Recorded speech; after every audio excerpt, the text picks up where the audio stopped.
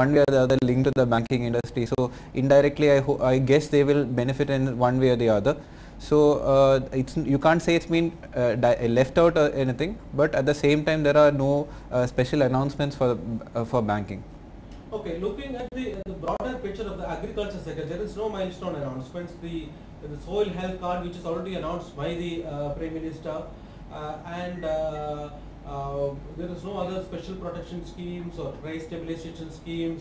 One institution in Amritsar is going to be established to support the Kisans.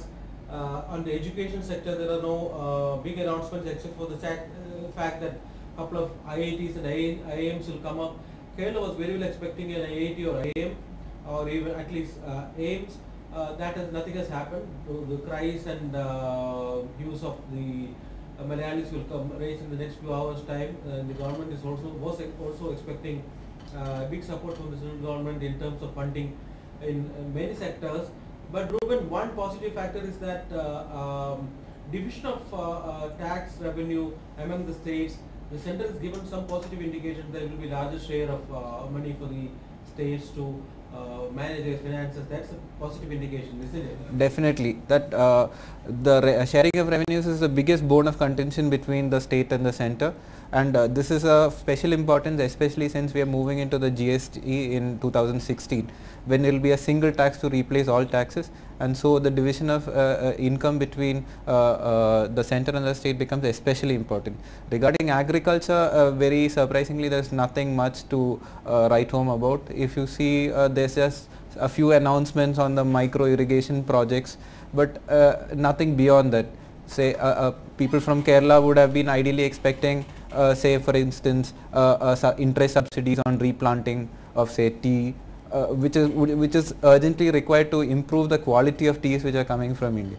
So by and large, nothing for the agriculture sector to write home about. What do you think is the core reason why the finance minister is reluctant or trying to touch upon some of the key fields? Is it because of money, or the government is not still at made their mind in terms of what the policy initiative should be, or should it be, or is it going to be a strategy for the government to say that okay, let the individual ministers come out with their plans, then simply the finance minister is picking out a large number of things which are related to the other ministries and need some more time to work out things?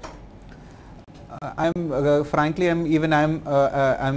confused about that, because it seems surprising, because even the biggest support that the agriculture industry can expect from is from the central allocation, which should happen through the budget, through large scale irrigation or warehousing or seed supply projects, but nothing of that sort has been announced. Irrigation only, like I was saying earlier, only micro irrigation projects have been announced, but nothing special.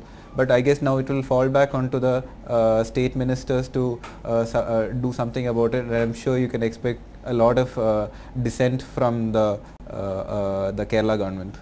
So on imports, especially the machineries and capital goods, as stated by the finance minister Chase, it is going to give a boost for imports for especially the entrepreneurs.